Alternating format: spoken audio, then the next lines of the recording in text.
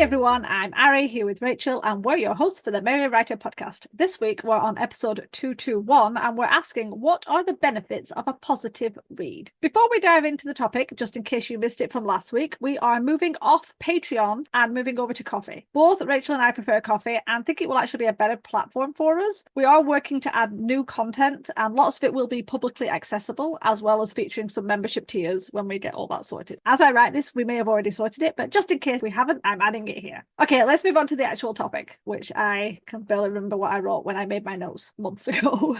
Okay, so let's talk about what is a positive read. A positive read is when you or somebody else reads through your manuscript for the positives. It's what people like about it. So this is not your regular critique. Now, I know, people are probably going, oh my God, do you really need a positive read? Yes, actually, some people do. And this is not to coddle people. This is to help with confidence. I don't know if you know this, but a lot of writers, they suffer from imposter syndrome. They have low self-esteem. They are riddled with doubt. I mean, seriously, Rachel, back me up. That is such a thing with writers. I mean, how many of them are just like oozing confidence? Yeah. Thank you for that. You're not wrong. Why do you think it's taken us so long to self-publish our books? We don't need to think about that. It's because we constantly think we suck. Exactly. We all seem to suffer from imposter syndrome. And the fact that, what was it? Dr. Maya Angelou talked about the fact that she suffers from imposter syndrome. So if you're talking that people that incredible and that like highly well written suffer from it, it goes to show that most writers, because we're an arty bunch, we're going to suffer from confidence issues. So a positive read can be really good because it can give you a boost, especially early on, right? We're talking early good feedback, especially for those of us who fear feedback. And fear is usually what causes procrastination. It's usually what causes imposter syndrome. So anything that can boost a writer's confidence is a good thing. So the point of it is to read through the book and highlight the bits that you love. Okay, this is not about pretending that the manuscript has no weaknesses. I'm just going to add that caveat in there. Nobody's saying pretend it's perfect. No, we're not saying there is nothing wrong with the manuscript. There will be things wrong with the manuscript. Even when it's published, there will be things wrong. We've all seen it where you're reading a published book, traditionally published, gone through so many editors, and there's still a mistake. It happens. But sometimes early on, negativity can totally wear away a person's confidence and it can actually make it harder to carry on. I know of a few writers who have stopped writing because they've had either bad reviews or bad feedback, or they just kind of got so obsessed with their own errors and issues that they never wanted to share it, and then eventually just stopped writing because they lost the enjoyment of it because they were just worried all the time. And we don't want that. So if a little bit of a positive read can kind of reduce that possibility, I am all for it. I think this also helps with developing thick skin in a backwards way. When you start writing, so many people will tell you that you have to have thick skin if you want to be a writer because you're going to get that criticism, that the constructive criticism is what I mean to say. I couldn't think of the word constructive. But also you will have people out there that just despise your work and they'll think you're an absolute shit writer. And that's because your book and your story or your writing style just isn't for them. And that's okay because you cannot please everybody. So you need to go into it with that mindset, knowing your story is only going to fit a specific audience. And you might introduce new people to your genre or your type of storytelling, which is great, but it's not going to be the case for everybody. And if you do a positive read, whether you have other people read your manuscript and comment on the positives, or you do it yourself, in a weird way, you are developing your thick skin because you're gaining that confidence so that when people do give you negative feedback, whether it's nice or not, you'll still be able to pinpoint the good qualities of your book, especially with a first draft. We all know that first drafts are supposed to be messy. They're not supposed to be perfect, obviously. So if you do a positive read with your first draft and you're able to pick out those positive things, good lines, funny lines, great character descriptions, what have you, then you're on the right track. You're doing something right.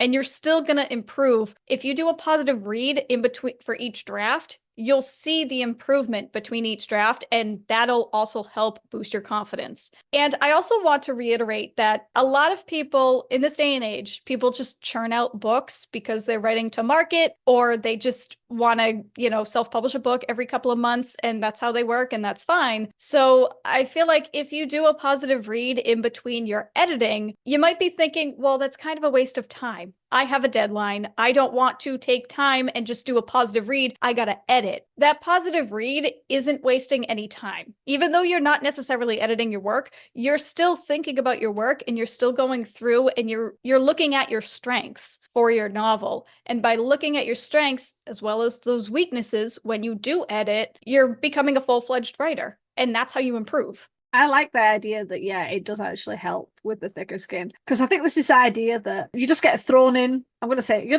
just get thrown in with the sharks and you just have to be strong enough to survive. And it's like, obviously, if you're thrown into the writing community and you have beta readers and critique partners, or even just like a family member reading your stuff, and all you're getting is criticism, even if it's constructive, it wears you down. It does not help with a thick skin for everybody. Now, some people it does. I remember when I first started writing years and years and years ago, I had a few people read my stuff and they were trying to be helpful, and some of the things they said absolutely crushed me. Like, seriously. On other ones, it was that kind of, it's a phase, you can't just keep, do on the computer, you have to get a real job kind of feeling. And I've had a real job and they're crap. Now, I was able to turn some of that around and do that kind of, well, F you, I'm going to freaking do it then. I'm going to keep writing. I don't care whether I never get it published. I'm going to keep writing because I enjoy doing it, and I pushed and I pushed. That doesn't always happen. Some people, if they get piled on with those comments, constructive or not, they crumble and they stop. And that could be someone who writes the next great novel. That could be someone who shares their novels and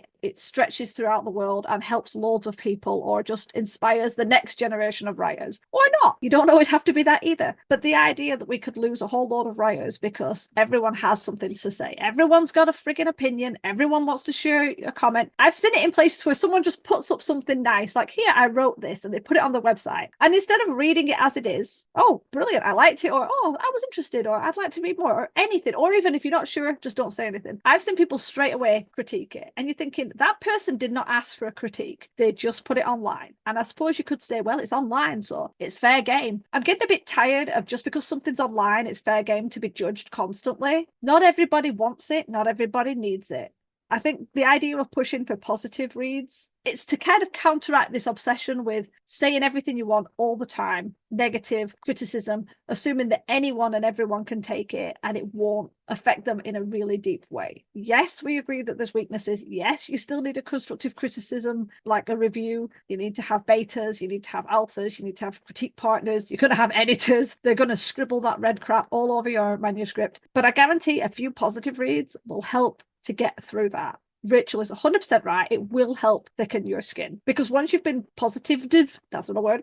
Once you've had something positive, it is easier to take the negative because you're kind of already up a bit. It's why we talk about the compliment sandwich. You start with something positive, you mention the negatives, and then you end with something positive. And there are too many people that don't even bother with the compliment sandwich. They're straight into the criticism, full on. It's all these, oh, I'm brutally honest. It's always nasty, brutally honest. They're never going, my God, you write great. Wow, you look fabulous. Where's that kind of brutal honesty? It's always shitting on people. And that's what I have an issue with. And I don't know where I'm going with this. So I'm going to stop. Well, to kind of piggyback off what you were just saying, if you're not ready to share your work just yet with beta readers or online or anything, do a positive read for yourself, okay? You don't have to share it straight away. You don't need to have somebody do a positive read for you until like the 5th draft, if you really want, or if you're really uncomfortable with it. But if you do a positive read for yourself, you'll get to read your book like a reader rather than a writer. And Ari, you kind of mentioned this in whatever episode it was.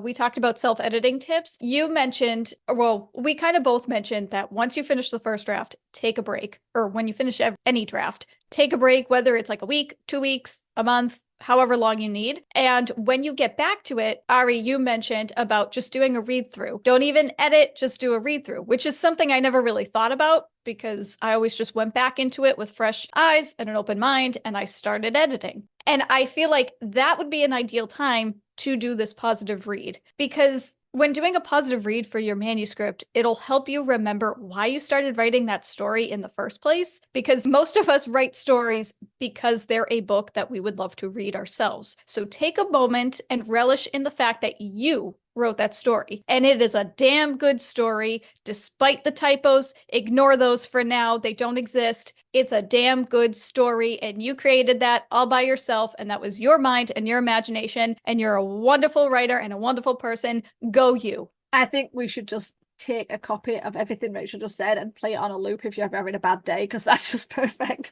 I just want to hear that coming through the speakers when I'm having a bad day. You're amazing, damn it. Perfect. That's it.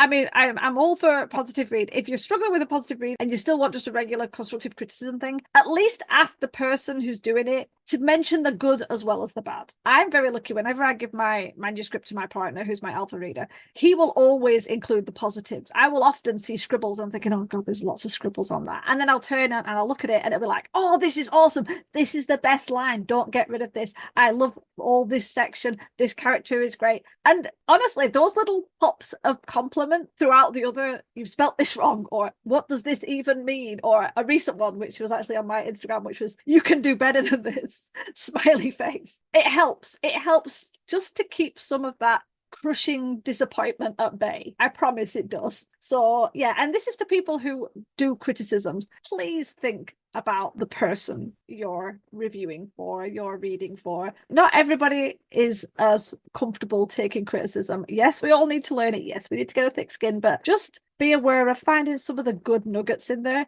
There are probably loads, and you might be skipping over them to get to the next error. Please mention them to the person. I guarantee it will make their day. Exactly. Yeah. And I think that's something else we mentioned in our self-editing episode, where when you give it to a beta reader, make a list of questions. And in those questions, include what were your favorite parts of the story? What are the biggest strengths of the story? And obviously you can say what were the major weaknesses and stuff, but throw in those positive questions. And also answer them yourself too. When you do a positive read of your own manuscript, write down your favorite scenes, your favorite parts, whatever your writing strengths are, because those questions are kind of difficult to answer, but the more you do it, the easier it'll get. It's not arrogant to like your own work. You got to be proud of it. And if you're proud of your work, then the confidence slowly comes shortly after. I think that is a perfect way to end this, because I have nothing else, and Rachel said it brilliantly. Okay, with that, hopefully this wasn't too controversial. It's weird how certain topics, even the ones that seem quite gentle, can be quite controversial. Now we'll turn it over to you guys. Have you ever done or given a positive read? Let us know your answers in the comments so we can chat. I'll even accept answers about why you wouldn't do a positive read, but let's be nice, okay? Just be nice, people. Remember, we do release episodes every Wednesday. Next week, we're discussing tracking your reading progress. To ensure you don't miss it, hit the subscribe button on your way out. As always, thanks for listening to the Mayor Writer Podcast. We'll see you next week.